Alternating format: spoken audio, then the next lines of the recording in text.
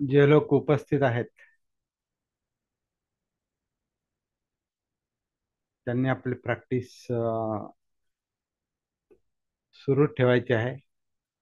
कारण तिथून आपण सुरुवात केलेली आहे सकाळी. तर तो विषय आपण पुन्हा कनेक्ट करणार इथे. म्हणजे आनापान सती काया आन करते, काया अपान करते.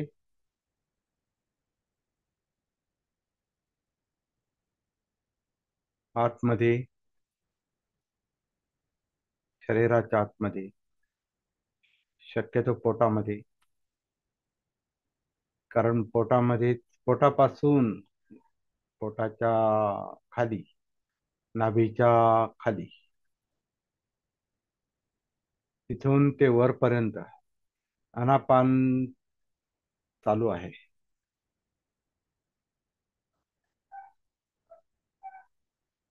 नैसर्गिकपणे. आता आपल्या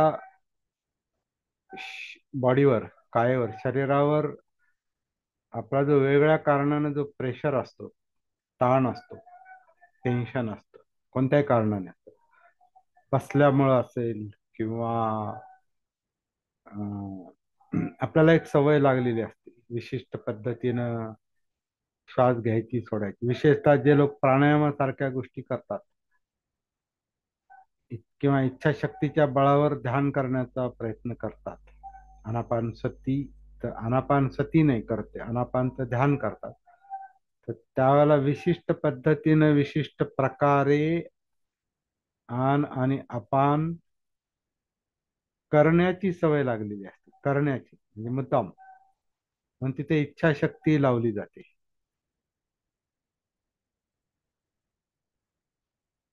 जिथे इच्छाशक्ती लावली जाते तिथं आपण श्वासाला नियंत्रित करतो. म्हणजे जसा आहे तसा पाहत नाही.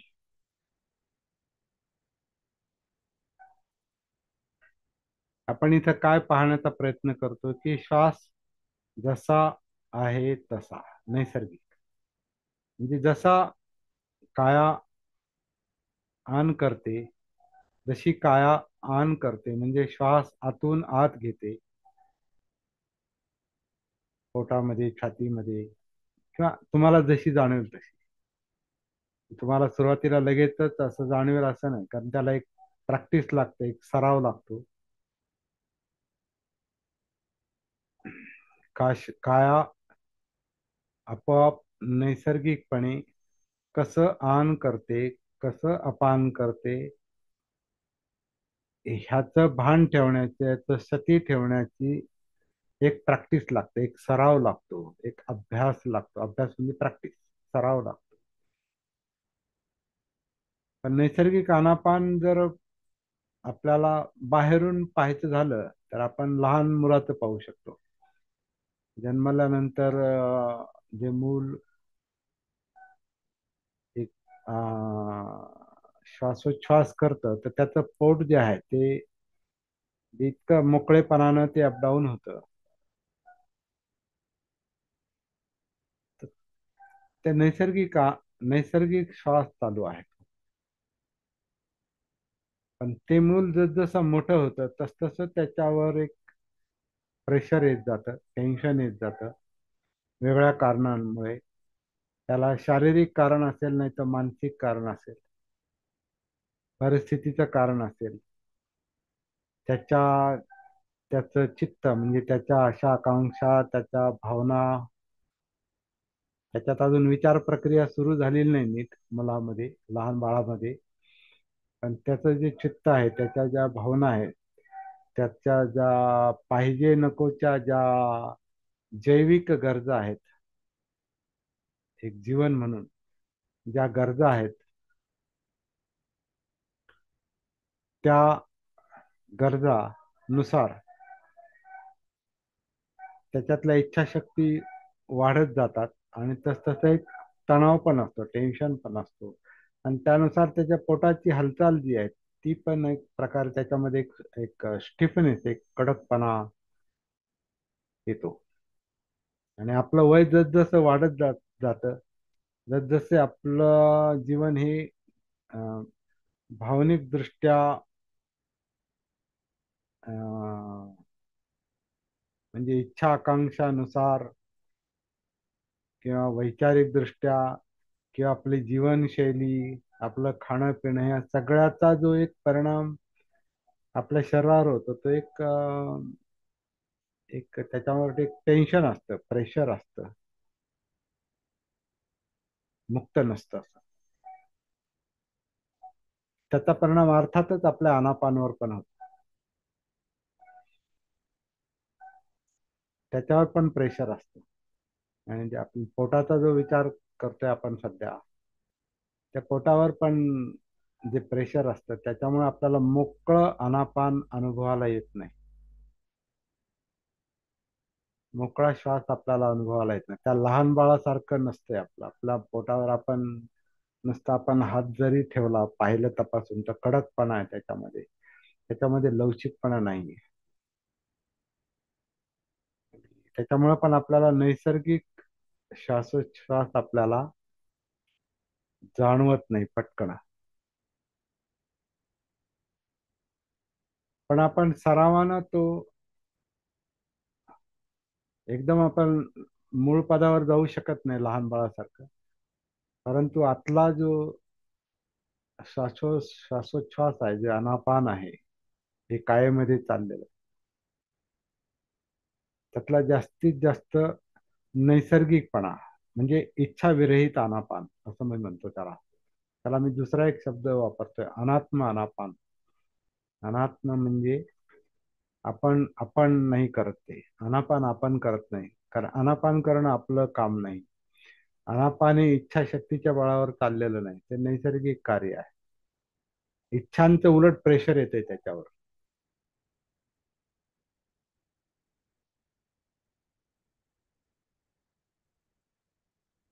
इच्छांचं उलट प्रेशर येतं, भावनांचं प्रेशर येतं.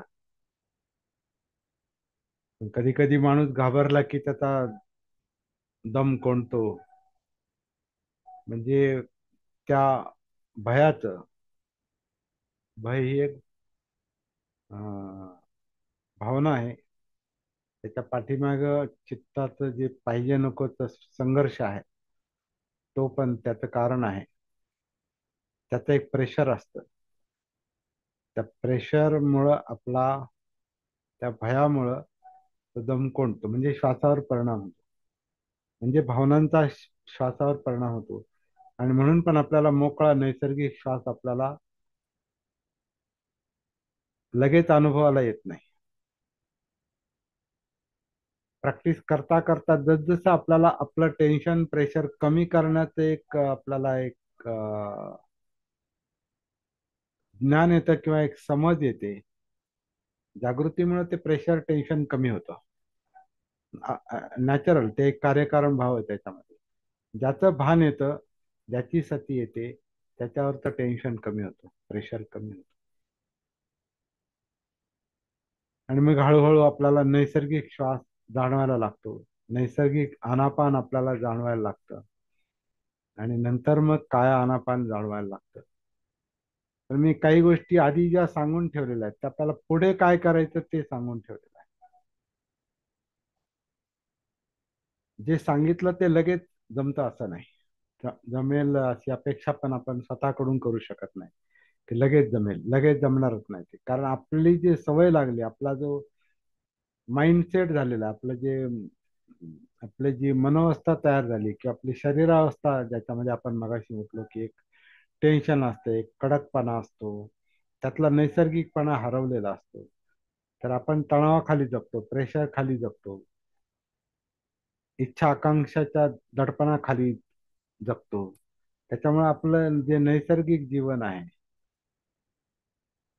तणावरहित जे जीवन आहे, ते जणू काही मागे पडलेलं असतं किंवा ते विसरलेलं असतं. आपल्याला एक ते तणावात जगण्याची एक सवय झालेली असते, हॅबिच्युअल. ही सवय झाली की मग आपल्याला नैसर्गिक आनापान आपल्याला अनुभवाला सुरुवातीला येणारच नाही. तर तो सरावानं तो येईल. तर आपण नैसर्गिक आन नैसर्गिक अपान जे आपोआप चालू आहे, जी काया करते अनापान आतमध्ये एखाद्या भात्यासारखं, तर ते अनापान, नैसर्गिक अनापान हे कालांतरानं आपल्याला अनुभवायला येतं. कालांतराने म्हणजे जसजसं आपले ताण तणाव प्रेशर कमी होतात, सती ते प्रेशर कमी करते, जागृती ते प्रेशर कमी करते. तर जागृती नसणं म्हणजेच अविद्या आहे. तर अविद्यामध्ये तणाव असतो, अज्ञानात तणाव असतो. भान आल्यावर तणाव कमी होतो, सती आल्यावर तणाव कमी होतो. सतीचं कामच तणाव कमी करणं आहे. म्हणून आपण इथं हे केलेलं आहे. तर इथं इथं हे चौथी स्टेप जी आहे, चौथ्या स्टेप पासून आपण सुरुवात करू. चौथी स्टेप जी आहे, विद्या आणि विमुक्ती आहे. आपण एक लेवल 1, लेवल 2, लेवल 3 सगळ्यांना स्पष्ट दिसतंय का?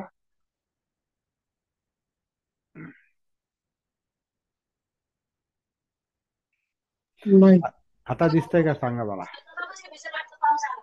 नाही. सरळ सरळ.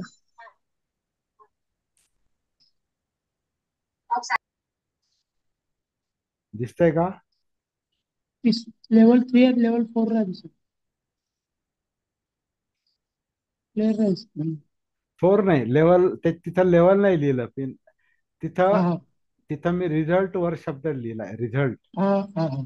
रिझल्ट शब्द लिहिलाय आणि विद्या आणि विमुक्ती लिहिलेलं आहे. अच्छा. ठीक. थोडस ते कोपऱ्यात असल्यामुळं. आता दिसतंय का? हम्म. हा हा. हा दिसलं. विद्या आणि विमुक्ती. तर खाली विद्या करा. आणि विमुक्ती, आता विमुक्ती म्हणजे दुःखमुक्ती आहे. हा. आणि विद्या म्हणजे अं, सतीची परिपूर्णता आहे तिथे. म्हणजे विद्या म्हणजे तिथं बोध झालेला आहे. कशाचा बोध झालेला आहे? काया वेदना चित्त मनोधम्म यांचा बोध झालेला आहे. आणि मग तिथं सगळ्या सगळ्या गोष्टींचा बोध झाला, त्याचं त्याचं भान आलं, त्याचं ज्ञान आलं की तिथलं तिथलं तिथले ताणतणाव कमी होतात. आणि तिथले ताणतणाव कमी झाले विद्येमुळं, पूर्ण कमी झाले, पूर्ण दुःखमुक्ती मिळाली, पूर्ण तणावमुक्ती मिळाली, त्याला विमुक्ती म्हटलेलं आहे. दिसलं आता पूर्ण व्यवस्थित? हो किंवा नाही सांगा. मीटिंग आहे मीटिंग. हा, मीटिंग आहे. हा. दिसलं आता. फक्त हो हो.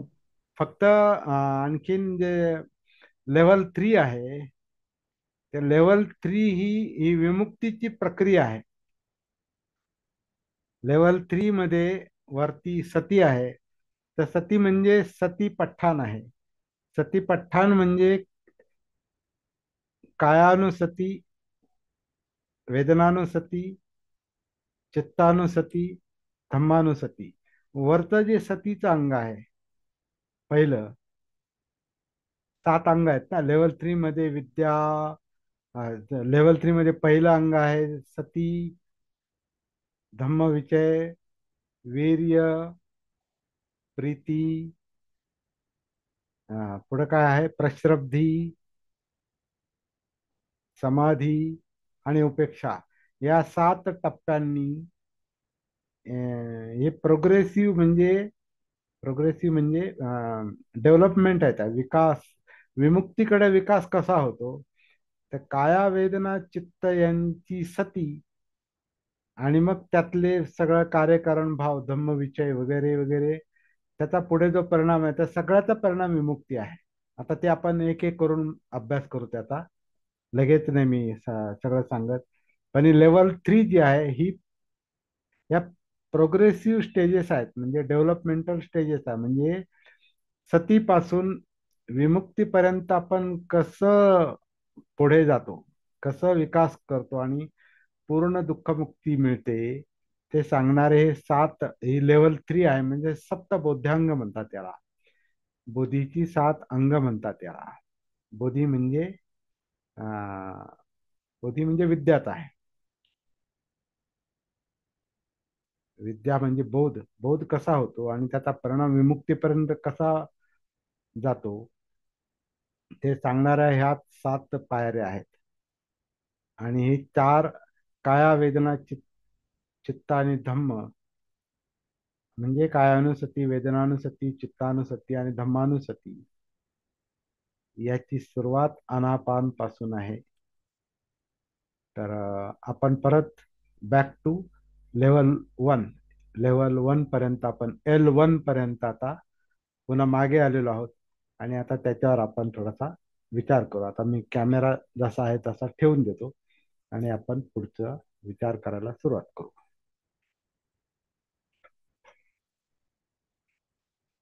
ओके. अं,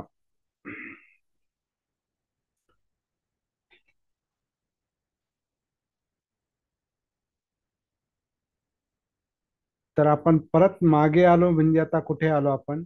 नैसर्गिक आनापानकडे आलो. जिथून आपण एकदम तिकडे गेलो, तिथून आता परत इथे यायचं आहे, स्वतःमध्ये यायचं आहे. म्हणजे नैसर्गिक आनापान जे काही न करता चालू आहे, ते आपल्याला इच्छा इच्छा आकांक्षांच्या किंवा परिस्थितीच्या मनस्थितीच्या दडपणामुळं ते नैसर्गिक आनापान आपल्याला लगेच जाणवणार नाही. तो एक सरावाचा, साधनेचा, प्रॅक्टिसचा भाग आहे. म्हणून आपण याला कार्यशाळा म्हटलेला आहे. कार्यशाळा म्हणजे काय? आपण प्रॅक्टिस करतोय.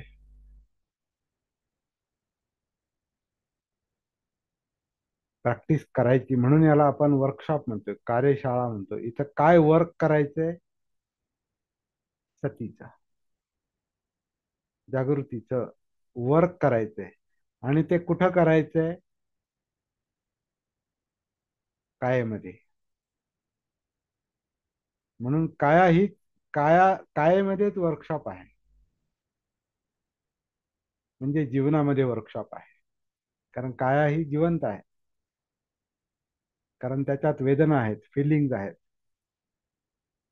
त्याच्यामध्ये चित्त आहे, इमोशन्स आहेत, भावना आहेत.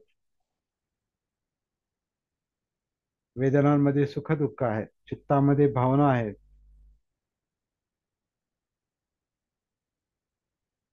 पाहिजे नकोचा संघर्ष आहे, लोभ द्वेषाचा संघर्ष आहे. त्याच्यामध्ये शेकडो हजारो विषय आहेत. अज्ञात विषय जर आपण लक्षात घेतले तर लाखो विषय आहेत, अक्षरशः लाखो विषय आहेत. कारण ते त्याच्यात संपूर्ण जीवन येते आपलं.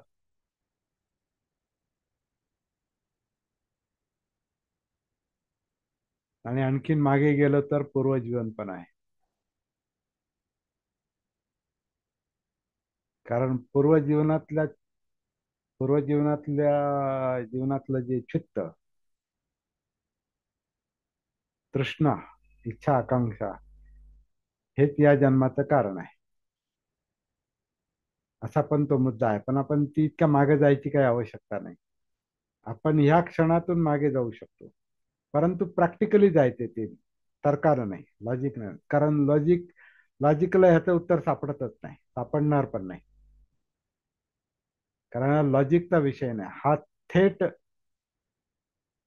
जागृतीचा, भानावर येण्याचा, जा- जाणीवांची जाणीव ठेवण्याचा, म्हणजे वेदनांची जाणीव ठेवण्याचा हा विषय आहे. हा विषय तर्काचा नाही, की मी माग कसा जाईल आणि मग तुम्ही मागे जाल, मग म्हणजे तुम्ही संस्कार पाहाल आणि संस्कारांचं अस्तित्व पाहता पाहता तुम्ही मागे जाल, असं ते होत नाही.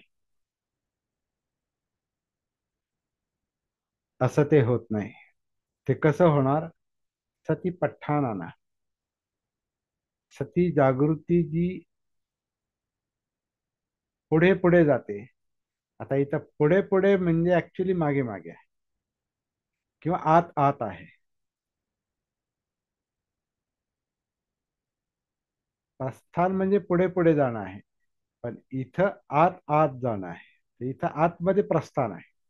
प्रस्थान म्हणजे पुढे जाते, म्हणजे श्वास, श्वासातून काया, श्वासातून काया म्हणण्यापेक्षा श्वासाचे आधारे काया, जी कायात आनापान करते,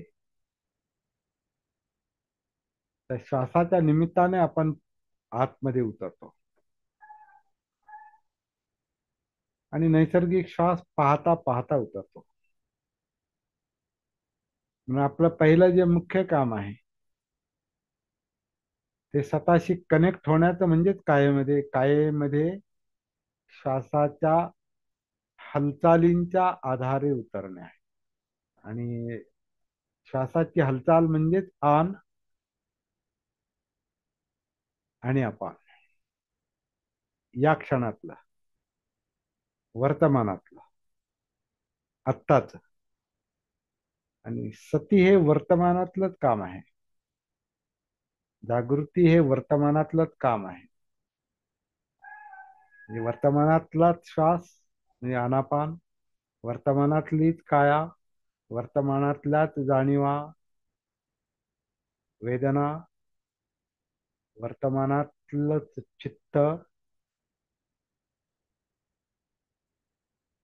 आणि वर्तमानातलेच मनोधम्म, म्हणजे विचार प्रक्रिया आत्ता चाललेली, मागची पुढची नाही. आत्ता जे करंट करंट अफेअर, ज्याला आपण करंट करंट ज्या गोष्टी चाललेल्या आहेत, घडामोडी, म्हणून त्याला मनोधम्माला मेंटल इव्हेंट्स असं पण म्हटलेलं आहे. सायकोलॉजिकल घडामोडी, मानसशास्त्रीय घडामोडी, विचारातल्या घडामोडी, चित्तातल्या म्हणजे अं, पाहिजे नको, लोभ आणि द्वेष यातल्या घडामोडी आणि संघर्ष, द्वंद्व. कारण अनेक इच्छा आकांक्षा आहेत, अनेक आहेत, अनेक तृष्णा आहेत. एक तृष्णा नाही, अनेक तृष्णा आहेत, अनेक इच्छा आहेत. ते आपल्याला जाणवत पण नाही, कारण सती नाही, आपला त्याच्याशी संपर्क नाही. आपल्याला ते लक्षात येत नाही काय चाललंय नेमकं आतमध्ये. आपल्याला जाणवतो तो फक्त परिणाम, म्हणजे दुःख, तणाव, टेन्शन, प्रेशर. आणि थोडस मनासारखं झालं का मग आनंद. मग थोडा आनंद असेल, नाही तर जास्त आनंद असेल, परंतु परत तो मागे येत आहे, कारण तो आनंद संपून जातो. मग परत दुःख पुढे येत आहे, यातना पुढे येतात. असं ते जे चाललेलं आहे ते आपल्याला जाणवतं, पण त्यात ते कशामुळे चाललंय ते नाही जाणवत. कारण आपण तिथे कनेक्टेड नाही, आपण सतीमध्ये नाहीत, भानावर नाहीत. आणि विचार प्रक्रिया ही तर आणखीन कठीण गोष्ट आहे. मेंदूत काय चाललंय, ब्रेन मध्ये काय चाललंय, ते आपल्याला माहिती नाही.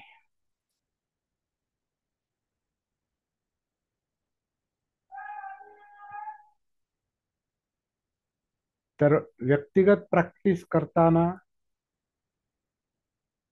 क्रमाक्रमानेच करायची. जेवढ्या पटकन मी ह्या गोष्टी सांगितल्या, अनापान आणि चार सतीपठ्ठान, याला चार सतीपठ्ठान म्हणतात. काया, अनुसती, वेदना, म्हणजे इथे सती जी आहे ही सती प्रत्येक याला सती प्रत्येकाला जोडायची आहे.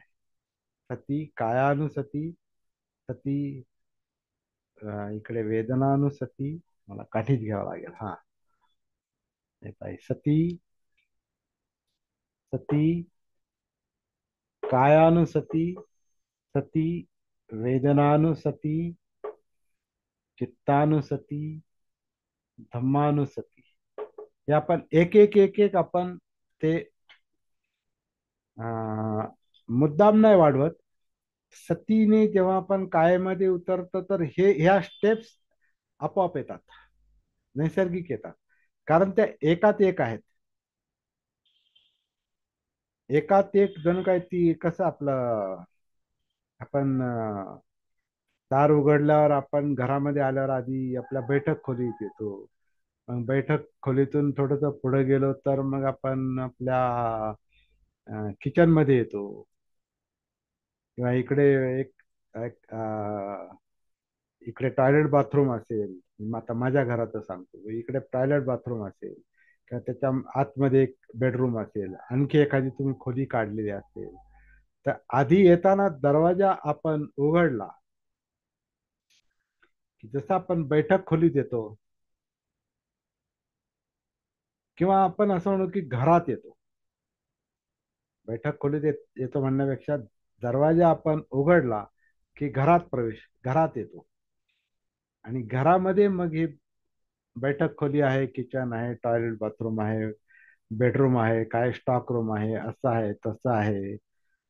किंवा मग घरातूनच जिना वरच्या बाजूला गेलेला असतो, वरचा मजला असतो, आणखीन वरचा मजला असतो, आणखीन काय असेल ते, मग अख्खी इमारत असू शकते. पण एका दरवाज्यातूनच आधी आपण एंट्री करतो कुठल्या तरी. आता काहींच्या घराला मागे एक दरवाजा असतो, पुढं पण असतो, साईडला पण एखादा असतो.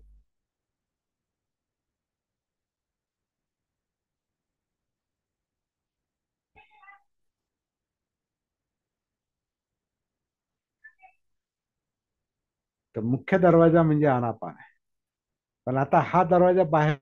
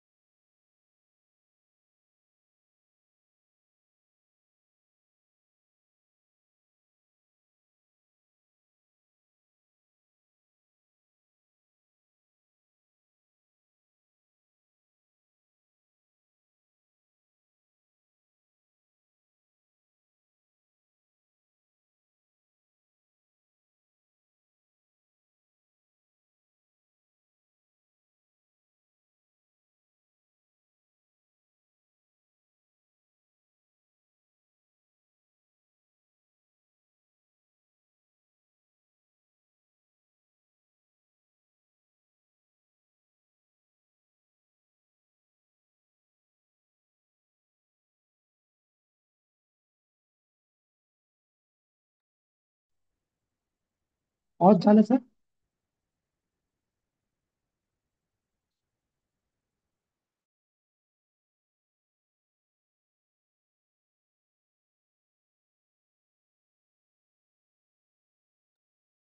काय झालं सर?